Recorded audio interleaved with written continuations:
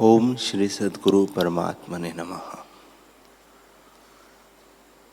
श्री योग वशिष्ठ महारामायण उत्पत्ति प्रकरण सर्ग 86।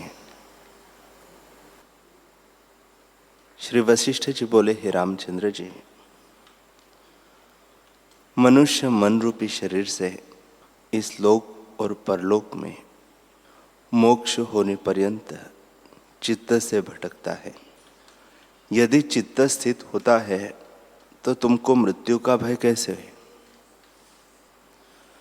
तुम्हारा स्वरूप नित्य शुद्ध बुद्ध और सर्व विकार से रहित है। यह लोक आदि भ्रम मन के फुरने से उपजा है। मन से भिन्न जगत का कुछ रूप नहीं। पुत्र, भाई, नौकर आदि जो स्नेह के स्थान है और उनके क्लेश से आपको क्लेशित मानते हैं, वह भी चित्त से ही मानते हैं। जब चित्त अचित्त हो जावे तब सर्व बंधनों से मुक्त हो। हे रामचंद्र जी, मैंने अध ऊर्ध्व सर्व स्थान देखे हैं, सब शास्त्र भी देखे हैं और उनको एकांत में बैठकर बारंबार विचारा भी है। शांत होने का और कोई उपाय नहीं। चित्त का उपशम करना ही उपाय है। जब तक चित्त दृश्य को देखता है तब तक शांति प्राप्त नहीं होती, और जब चित्त उपशम होता है तब उस पद में विश्राम होता है जो नित्य शुद्ध सर्वात्मा और सबके हृदय में चेतन आकाश परम शांत रूप है। हे रामचंद्र जी, हृदय आकाश में जो चेतन चक्र है, अर्थात जो ब्रह्माकार वृत्ति है, उसकी ओर जब मन का तीव्र संवेग हो तब सभी दुखों का अभाव हो जावे। मन का मनन भाव उसी ब्रह्माकार वृत्ति रूपी चक्र से नष्ट होता है।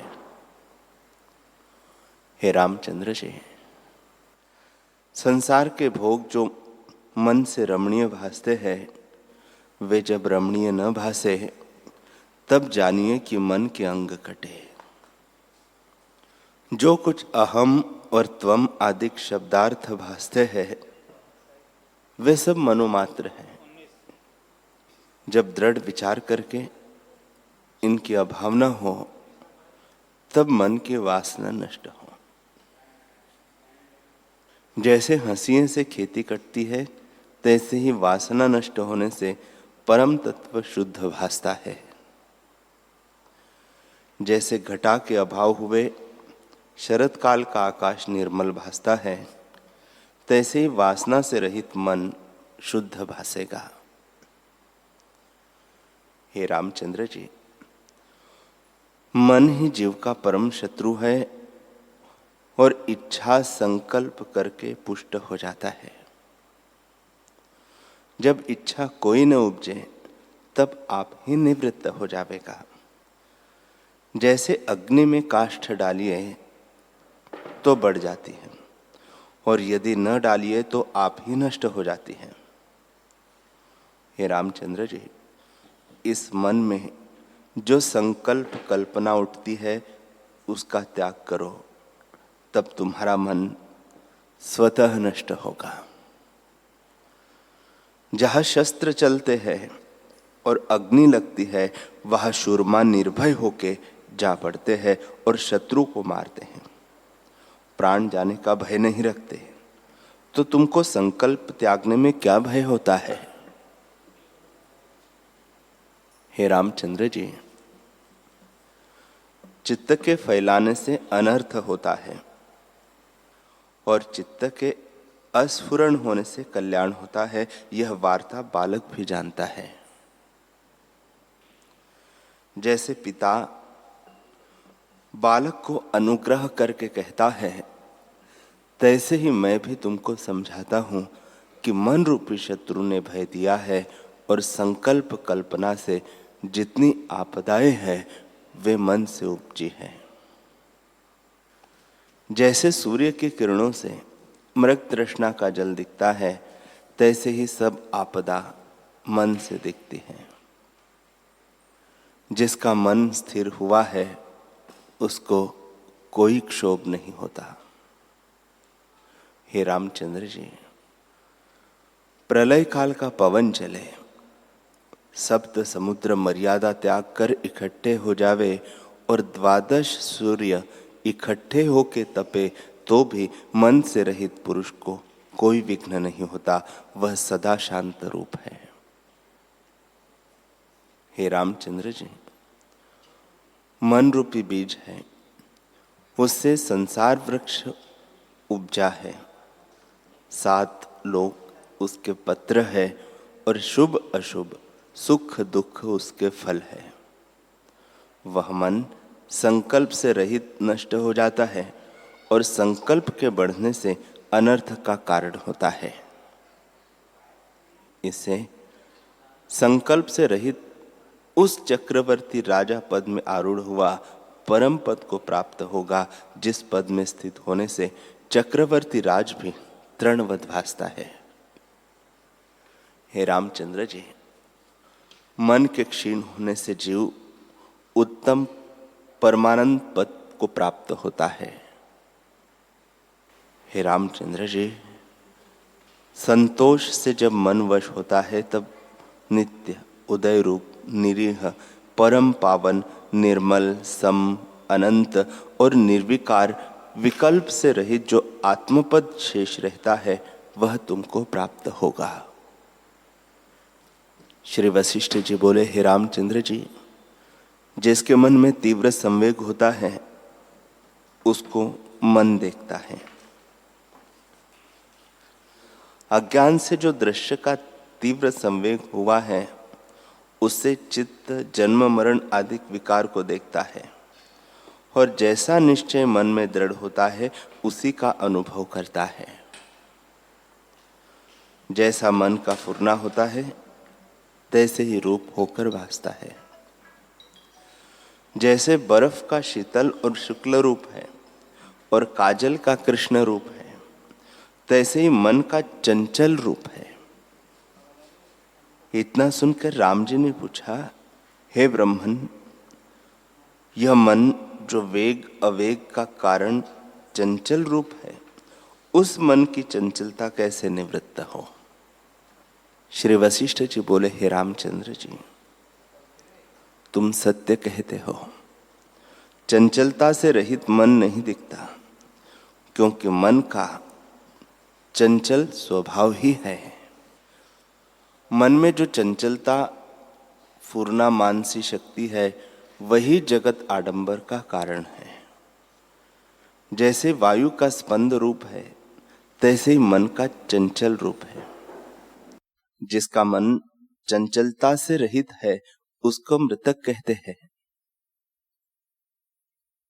हे रामचंद्र जी, तप और शास्त्र का जो सिद्धांत है वह यही है कि मन के मृतक रूप को मोक्ष कहते हैं। उसके क्षीण हुए सब दुख नष्ट हो जाते हैं। जब चित्तरूपी राक्षस उठता है तब बड़े दुख को प्राप्त होता है और चित्त के लय होने से अनंत सुख भोग प्राप्त होते हैं, अर्थात परमानंद स्वरूप आत्मपद प्राप्त होता है। हे रामचंद्र जी, मन में चंचलता अविचार से सिद्ध है और विचार से नष्ट हो जाती है। चित्त की चंचलता रूप जो वासना भीतर स्थित है, जब वह नष्ट हो तब परम सार की प्राप्ति हो। इसे यत्न करके चपलता रूपी अविद्या का तुम त्याग करो। जब चपलता निवृत्त होगी तब मन शांत होगा। सत्य असत्य और जड़ चेतन के मध्य जो डोलायमान शक्ति है उसका नाम मन है। जब यह तीव्रता से जड़ की ओर लगता है तब आत्मा के प्रमाद से जड़ रूप हो जाता है, अर्थात अनात्म में आत्म प्रतीति होती है। और जब विवेक विचार में लगता है तब उस अभ्यास से जड़ता निवृत्त हो जाती है और केवल चेतना आत्म तत्व भासती है। जैसा अभ्यास दृढ़ होता है तैसे ही अनुभव इसको होता है, और जैसे पदार्थ की एकता चित्त में होती है अभ्यास के वश से, तैसा ही रूप चित्त का हो जाता है। हे रामचंद्र जी, जिस पद के निमित्त मन प्रयत्न करता है उस पद को प्राप्त होता है और अभ्यास की तीव्रता से भावित रूप हो जाता है। इसी कारण तुमसे कहता हूं कि चित्त को चित्त से स्थिर करो और अशोक पद का आश्रय करो। जो कुछ भाव अभाव रूप संसार के पदार्थ है वे सब मन से उपजे है। इससे मन के उपशम करने का प्रयत्न करो। मन के उपशम बिना छूटने का और कोई उपाय नहीं, और मन को मन ही निग्रह करता है और कोई नहीं कर सकता। जैसे राजा से राजा ही युद्ध करता है और कोई नहीं कर सकता, तैसे ही मन से मन ही युद्ध करता है। इससे तुम मन ही से मन को मारो कि शांति को प्राप्त हो। हे रामचंद्र जी, मनुष्य बड़े संसार समुद्र में पड़ा है जिसमें तृष्णा रूपी सिवार ने इसको घेर लिया है। इस कारण अधः को चला जाता है और राग द्वेष रूपी भंवर में कष्ट पाता है। उससे तरने के निमित्त मन रूपी नाव है। जब शुद्ध मन रूपी नाव पर आरूढ़ हो तब संसार समुद्र के पार उतरे, अन्यथा कष्ट को प्राप्त होता है। हे रामचंद्र जी, अपना मन ही बंधन का कारण है। उस मन को मन ही से छेदन करो और दृश्य की ओर जो सदा धावता है उससे वैराग्य करके आत्म तत्व का अभ्यास करो, तब छूटोगे और उपाय छूटने का नहीं। जहां जैसी वासना से मन आशा करके उठे उसको वही बोध करके त्यागने से ही तुम्हारी अविद्या नष्ट हो जाएगी। हे रामचंद्र जी, जब प्रथम भोगों की वासना का त्याग करोगे तब यत्न बिना ही जगत की वासना छूट जाएगी। जब भाव रूप अभाव जगत का त्याग किया तब निर्विकल्प स्वरूप होगा। जब सब दृश्य भाव पदार्थों का अभाव होता है तब भावना करने वाला मन भी नष्ट होता है। हे रामचंद्र जी, जो कुछ संवेदन फुरता है उस संवेदन का होना ही जगत है और असंवेदन होने का नाम निर्वाण है। संवेदन होने से दुख है, इससे प्रयत्न करके संवेदन का अभाव ही कर्तव्य है। जब भावना की अभावना हो तब कल्याण हो।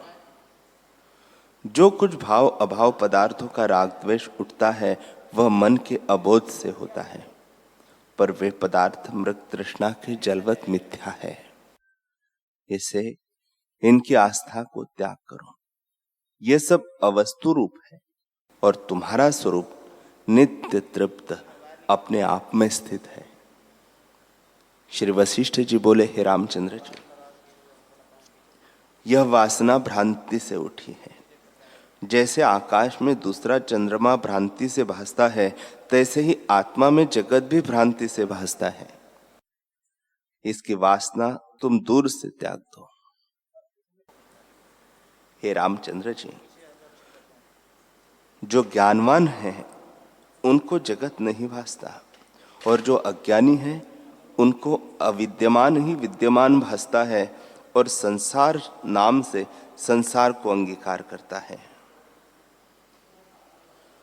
ज्ञानवान सम्यकदर्शी को आत्म तत्व से भिन्न सब अवस्तु रूप भासता है। जैसे समुद्र द्रवता से तरंग और बुदबुदे होके भासता है, परंतु जल से भिन्न कुछ नहीं, तैसे ही अपने ही विकल्प से भाव अभाव रूप जगत देखता है, जो वास्तव में असत्य रूप है, क्योंकि आत्म तत्व ही अपने स्वरूप में स्थित है, जो नित्य शुद्ध सम और अद्वैत तुम्हारा अपना आप है। न तुम करता हो न अकर्ता हो। कर्ता और अकर्ता ग्रहण त्याग भेद को लेकर कहता है। दोनों विकल्पों को त्याग कर अपने स्वरूप में स्थित हो और जो कुछ क्रिया आचार अप्राप्त हो उनको करो, पर भीतर से अनासक्त रहो। अर्थात अपने को कर्ता और भोक्ता मत मानो, क्योंकि कर्तव्य आदि तब होते हैं जब कुछ ग्रहण व त्याग करना होता है, और ग्रहण त्याग तब होता है जब पदार्थ सत्य भासते हैं। पर ये सब पदार्थ तो मिथ्या इंद्रजाल की मायावत है। हे रामचंद्र जी, मिथ्या पदार्थों में आस्था करना और उसमें ग्रहण और त्याग करना क्या है? सब संसार का बीज अविद्या है, और वह अविद्या स्वरूप के प्रमाद से अविद्यमान ही सत्य की नहीं हो भासती है। हे रामचंद्र जी, चित्त में चैतन्यमय वासना फुरती है, सो ही मोह का कारण है। संसार रूपी वासना का चक्र है। जैसे कुम्हार चक्र पर चढ़ा के मृत्तिका से अनेक प्रकार के घट आदि बर्तन रचता है, तैसे ही चित्त से जो चैतन्यमय वासना फुरती है, वह संसार के पदार्थों को उत्पन्न करती है। वह अविद्यारूपी संसार देखने मात्र बड़ा सुंदर भासता है, पर जैसे बांस बड़े विस्तार को प्राप्त होता है और भीतर से शून्य है, तैसे ही यह भी भीतर से शून्य है।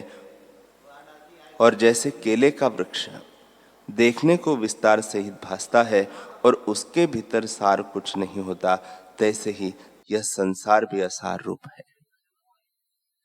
जैसे नदी का प्रवाह चला जाता है, तैसे ही संसार नाश रूप है। हे रामचंद्र जी, इस अविद्या को पकड़िए तो कुछ ग्रहण नहीं होगा।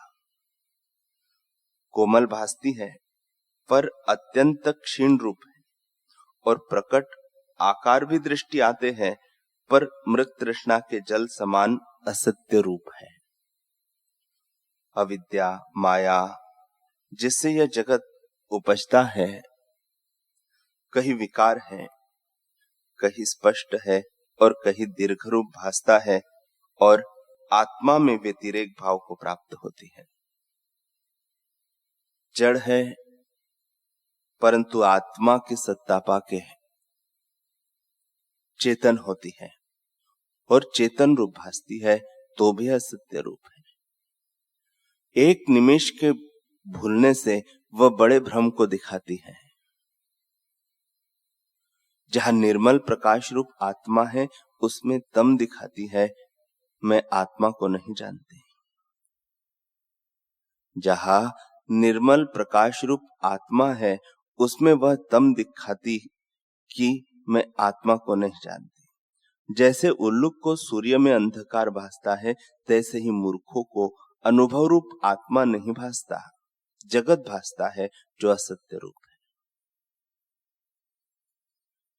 जैसे मृग तृष्णा की नदी विस्तार सहित भासती है, तैसे ही अविद्या नाना रंग विलास विकार विषम सूक्ष्म कोमल और कठिन रूप है, और स्त्री की नाई चंचल और क्षोभ रूप सर्पिणी है, जो तृष्णा रूपी जिह्वा से मार डालती है।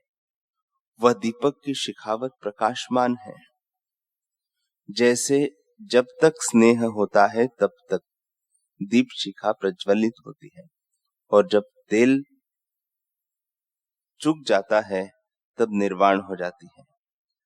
तैसे जब तक भोगों में प्रीति है तब तक अविद्या वृद्धि होती है, और जब भोगों से स्नेह नष्ट होता है तब वह भी नष्ट हो जाती है। राग रूपी अविद्या तृष्णा बिना नहीं रहती और भोग रूप प्रकाश बिजली की नाई चमत्कार करती है। इसके आश्रय में जो कार्य करो तो नहीं होते, क्षण भंगुर है। जैसे बिजली मेघ के आश्रय है, तैसे ही अविद्या मूर्खों के आश्रय रहती है और वह तृष्णा देने वाली है। भोग पदार्थ बड़े यत्न से प्राप्त होते हैं और जब प्राप्त हुए तब अनर्थ उत्पन्न करते हैं। जो भोगों के निमित्त यत्न करते हैं उनको धिक्कार है, क्योंकि भोग बड़े यत्न से प्राप्त होते हैं और फिर स्थिर नहीं रहते बल्कि अनर्थ उत्पन्न करते हैं। उनकी तृष्णा करके जो भटकते हैं वे महामूर्ख हैं।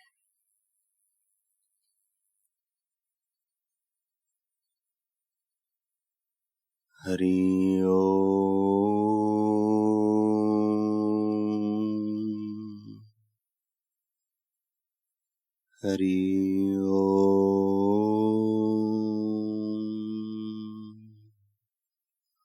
ओम। सहना भवतु सहनौ भुनक्तु सह वीर्यं करवावहै तेजस्विनावधीतमस्तु मा विद्विषावहै। ओम शांति शांति शांति। श्री सद्गुरुदेव भगवान की जय।